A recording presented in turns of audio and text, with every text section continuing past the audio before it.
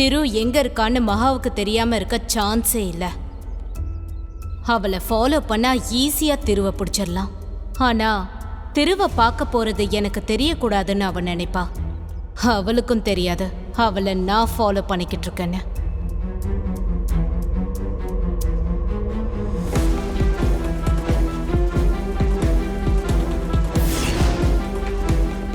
நீ வாசலை கிராஸ் பண்ணி தானே போயாகணும்.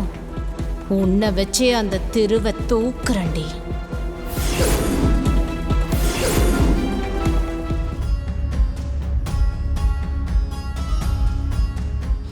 இந்நேரம் அந்த கவிதா நாம என்ன பண்றோன்னு நம்மள வாட்ச் பண்ண ஆரம்பிச்சிருப்பாங்க. அடுத்து நான் அவரை தான் பார்க்க போறேனான்னு கண்டுபிடிக்க காத்துட்டு இருப்பாங்க. என்னை வச்சு அவர் இருக்கிற இடத்த மோப்பம் பிடிக்க பார்ப்பாங்க. என்ன ஆனாலும் அதுக்கு மட்டும் இடம் கொடுக்கவே கூடாது. ரொம்ப நேரமா ஆளை காணுமே, என்னதான் பண்றா அவ? உள்ள போய் பார்த்துட்டு வரலாம்.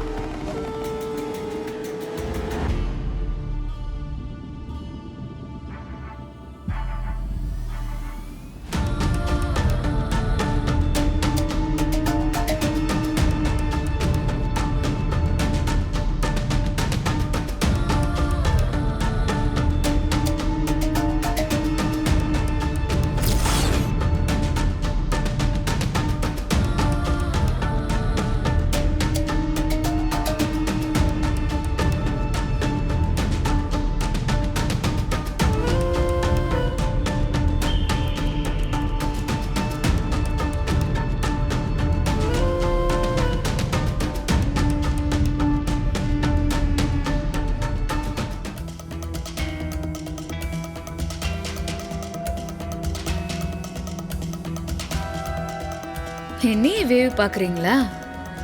நீங்க எப்படியும் என்ன ஃபாலோ பண்ணுவீங்கன்னு நல்லா தெரியும் எனக்கு. இருக்கட்டும். மகா, போலீஸ் வர்றதுக்குள்ள திருவை அனுப்பி வைக்கிறியா? ஏன் ஆபீஸ்ல இருந்து அவரை போக சொன்னீங்கன்னு என்னையே கேக்குறியா? நீ ஸ்மார்ட்னா உன்னை விட படு ஸ்மார்ட்டடி நானு. எந்த திருவை பாதுகாப்பா அனுப்பி வச்சியோ அந்த திரு இருக்க இடத்த காட்டி கொடுக்க போறதே நீதானே. கனவுல கூட நீ நினைச்சிருக்க மாட்ட.